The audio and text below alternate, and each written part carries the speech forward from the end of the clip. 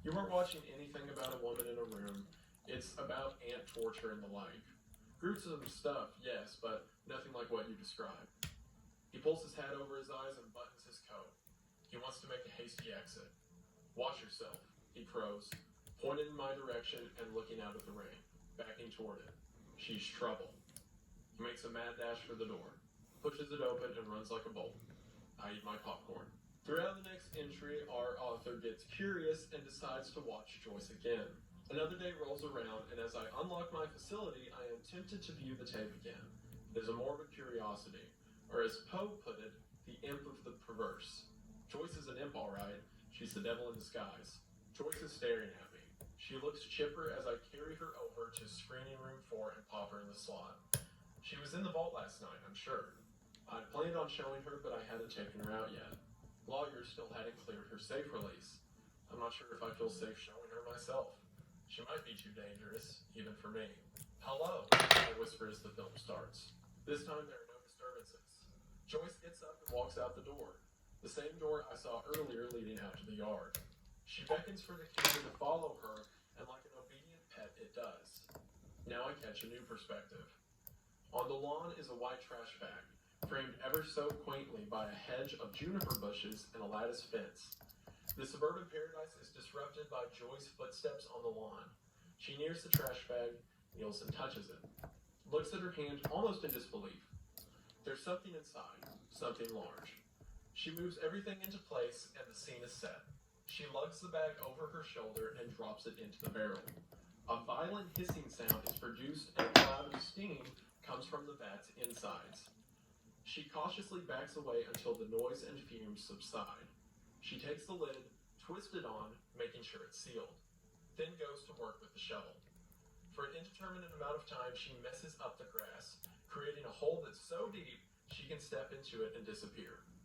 Once she hears an abrasive clanking sound, she knows she's hit the bedrock and gives it a rest. Once she's taken a breather, she gets back up and piles the dirt on top, inspecting the grass and making sure that nobody will disturb it. She calls the camera over again and it points down, and it looks like she's done a pretty good job. The lawn is a lawn, nothing more, and the area where the hole was is now covered with healthy turf. She looks into the camera, holds her hair and smiles, and then it ends. I think I know what was in the bag, but I don't want to acknowledge it. So this time, our writer isn't transported into the realm of the video itself, but instead watches the scene from the camera's perspective as Joyce goes into the yard, digs a hole, and then throws in a trash bag with something inside of it. Now, throughout the parts of the story that I'm skipping, there are a couple things to mention.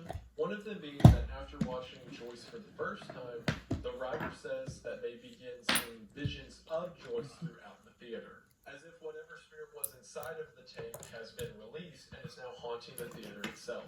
The other detail is that the lawyer left a couple days ago and hasn't been back since. Near the end of the story, the specter known as Joyce makes her final move. Outside, the moon is covered by an encroaching fog, and the lights become signals from beyond. I am alone in a room with a ghost. She's in here right now, and I know she's in here. And she knows she's in here, and she probably even knows I know.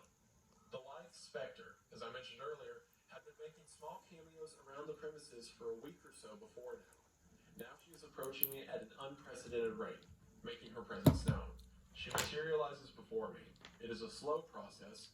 On her end, it looks painful. First, she's only a few blips of static. Then it gets fuzzy and she becomes a woman, though an ill-defined one. Her form is hard to pin down. It's hard to say where she ends and space begins, because she is a product and not a person. She is not living as you or I would define life. Rather, she is a collection of memories spouted by a madman on the edge of reality. The writer blinks and is back in the movie world with Joyce. I blink and she sits across from me in an old patio armchair. The year is 1993, and the house is from 1993, and the scenery is just as constructed as ever. She is reclined and staring up at the sun.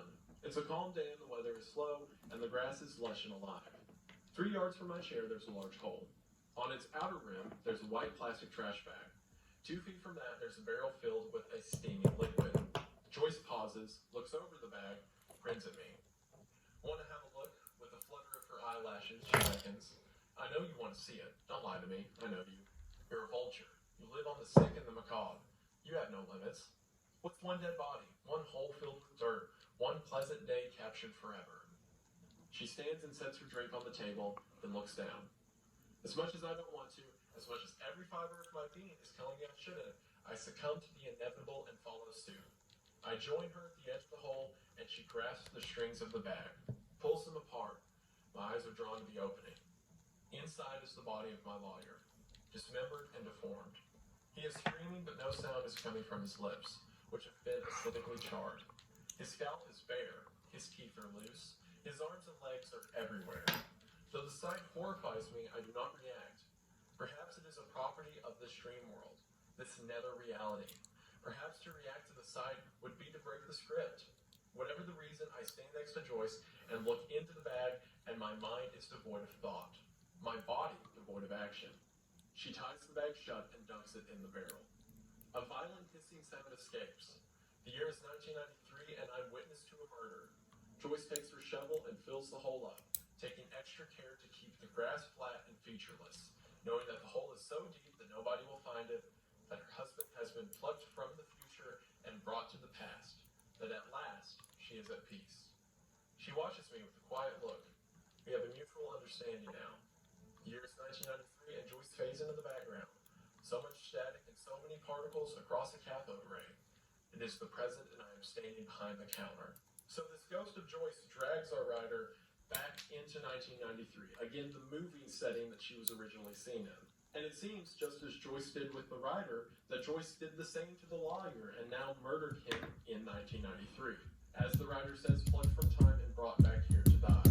Keep this concept in mind for future stories. The idea of a specter that is able to operate through time in order to achieve some end goal. And again, it seems that our writer released Joyce by first watching the film. At the end of the story, it seems like our writer joins Joyce in some way. Wanting to become like the specter that they have encountered, they burn down the theater, quite possibly with themselves in it. The fog remains, but the theater burns. Burns like the edifice it is to the ground. It shouldn't burn with such ferocity, such intensity, given the condensation, but it is a portal and it is also a kind of hell.